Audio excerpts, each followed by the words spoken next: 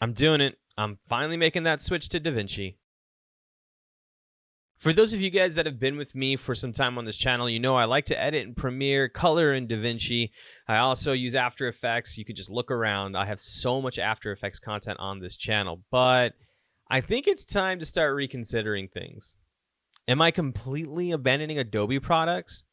Well, no, but I think for the first time in my career, I'm jumping on that anti-Adobe bandwagon in this sense. As you know, Adobe has been the highlight of a lot of controversy. On Monday, the FTC announced it was suing Adobe, in particular for its practices of keeping people from canceling subscriptions. This is angering customers, already angry for the last 12 years because of this subscription model that, honestly, nobody really likes.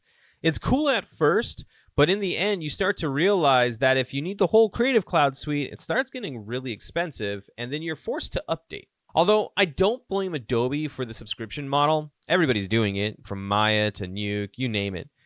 But Adobe also has a history of taking products and really doing nothing with them while giving us tools that are cool, but aren't necessarily revolutionary or anything that we actually need, or the purposes that we got into that software in the first place.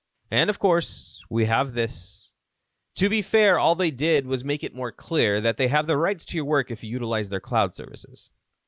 So what now? Should everyone abandon Adobe? Do we jump ship? Look, I already use DaVinci for Final Color on many of my projects. I composite in Nuke most of the time instead of After Effects, hence the dramatic drop-off of After Effects content on my channel. So for me, I don't really seem phased. I also don't think it's cut and dry for everyone else.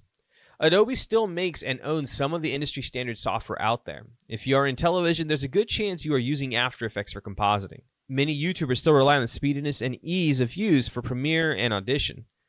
Photoshop is so charismatic that we still just say Photoshop even when we instead mean to say alter a photo or edit it. In substance, whereas there are several substitutions out there, it really still is the standard at the moment when it comes to texturing. Although I'm really curious to see SideFX's intentions with this new Copernicus application for Houdini 20.5.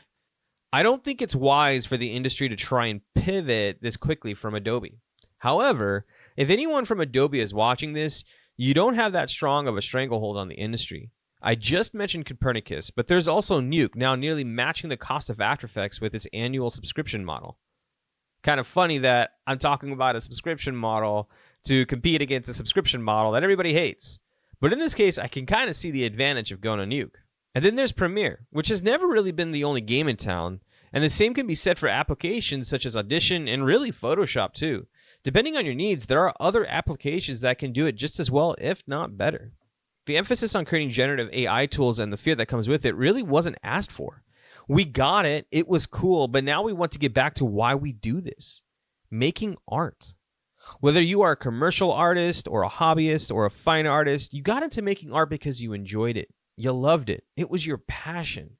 It was your process. It was yours to bleed over and obsess over, not to tell some software to do it for you. Now, I don't want to turn this into an anti-AI rant because truthfully, I'm not actually anti-AI. I use AI every single day to help me write code and to refine the techniques that I've been using for over a decade. But I don't want to lose the essence of being an artist. Adobe, you provided us with a way for so long to realize visions and capture imaginations. And now you have pivoted so far from that brand voice. It's time to get back to why you existed in the minds of artists in the first place. Let's get back to creating and cultivating the environment for creatives to be, well, creative, and not pigeonhole them, alienate them, and force them to your beck and call. So to be even more clear, I'm still going to be using Adobe products. I don't ever upload to the cloud. Everything is local for me. So I don't feel like this terms of conditions clearness is going to really affect me. But I have my reason now to start exploring new avenues to achieve the cool visuals that I love to pursue. So what about you? Are you jumping ship? I'd love to hear your thoughts below. I don't necessarily like making these types of videos, but I really felt the need to put my thoughts down just to really understand them myself. I'm going to continue using Adobe products. I'm going to continue learning new things in the industry. And this isn't going to affect me so much to the point where I have to quit the industry. I love what I do. I love creating art. I love being creative, and I'm going to continue to do that. Maybe in a later video, I'll share some alternate software that you can use instead of the Adobe products that are out there right now. But until next time, remember, always be creating.